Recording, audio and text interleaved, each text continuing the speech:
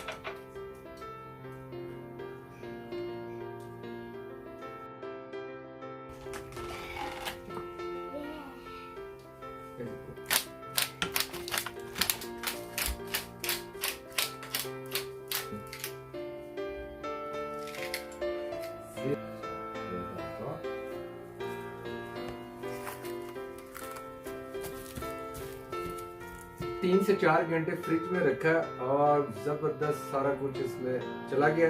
अब इसको fry pan में थोड़ा सा ऑयल डाल के धीमी आंच पे 10-15 मिनट इसको पकने दें और साइड चेंज करें। और उसके बाद आप पोमेस के साथ एंजॉय करें और बहुत ही मज़ा आने वाला है।